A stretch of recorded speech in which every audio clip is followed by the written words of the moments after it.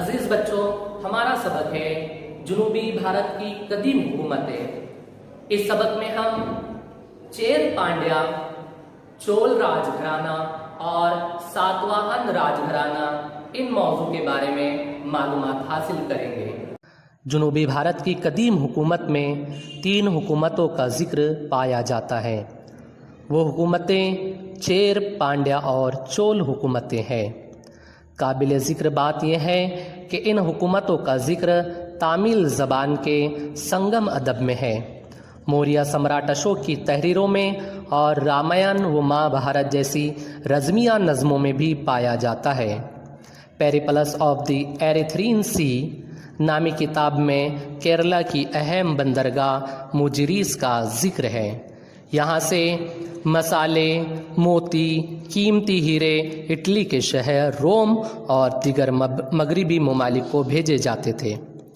چول حکومت موجودہ تامل ناڈو میں تھی، وہاں کے موتیوں کی خوب مانگ تھی۔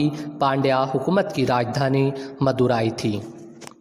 اگلا ٹاپک ہے ہمارا ساتواہن راج گھرانہ۔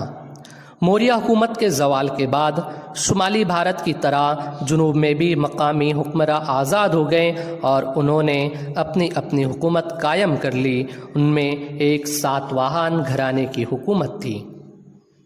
ساتواہن گھرانے کی حکومت کا بانی راجا سموک ساتواہن تھا۔ ضلع پونا میں جنر کے قریب نانے گھاٹ کے غار میں اس خاندان کے افراد کے نام کندا ہے۔ یہ حکمراں اپنے نام سے پہلے ماں کا نام لگاتے تھے، جیسے گوتمی پتر ساتکرنی۔ گوتمی پتر ساتکرنی ساتواہن خاندان کا مشہور راجا تھا۔ اس کا ذکر ناسک کے غاروں میں تریسمدر توئے پیت واہن کے طور پر کیا گیا ہے۔ اس کا مطلب جس کے گھوڑوں نے 3 سمندر کا پانی پیا ہے۔ 3 سمندر سے مراد بحر عرب، بحر بنگال اور بحر ہند ہے۔ اس کی حکومت پورے جزیرے نما بھارت پر تھی، اس لیے کہا جاتا ہے کہ اس کے گھوڑوں نے 3 سمندر کا پانی پیا تھا۔ ساتواہن راجا حال کی کتاب گاتھا سپتشتی بہت مشہور ہے۔